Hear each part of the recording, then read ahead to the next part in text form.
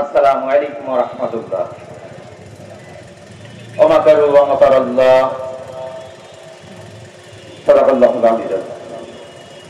সংগ্রামী সাথী ও বন্ধুগণ, আসলে বক্তৃতা এখানে দেবেন কেন্দ্রীয় মেহমান আছেন ও জেলার নেতৃবৃন্দ আছেন, তারাই বক্তব্য দেবেন। আজকের এই গণসমাবেশে ইসলামী আন্দোলন বাংলাদেশ খোকসা থানা শাখার পক্ষ থেকে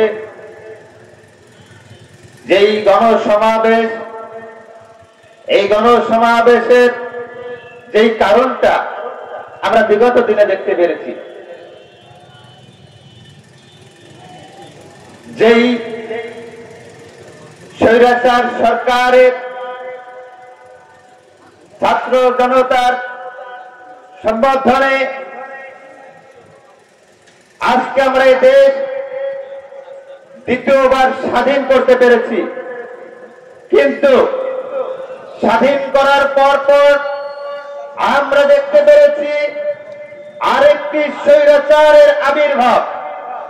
সংগ্রামী সাথী বন্ধুগণ,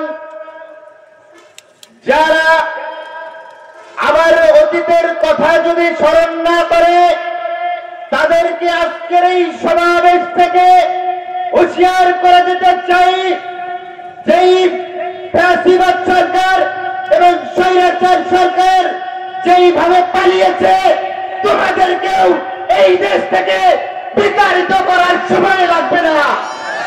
সংগ্রামী সাথী বন্ধুগণ, আমরা স্পষ্ট ভাষায় আজকে বলতে চাই, আমি আপনাদের কাছে একটি প্রশ্ন করতে চাই, আমরা দেশের শান্তি চাই কি চাই না? ইসলামী শাসন ব্যবস্থা চাই কি চাই না? যদি ইসলামী শাসনতন্ত্র, ইসলামী শাসনের দেশে প্রয়োগ করতে হয়, পীর সাহেব চরমনের হাতকে শক্তিশালী করে এই দেশকে আবার আমরা সংসদে কোরআন খণ্ডের আলো দিয়ে আলোকিত করতে চাই। সংগ্রামী সাথী বন্ধুগণ, আমি আর আমার বক্তব্য দীর্ঘায়িত না করে এখানেই শেষ করছি। আমার তৌফিক ইল্লা বিল্লাহ। আসসালামু আলাইকুম ওয়া রাহমাতুল্লাহ।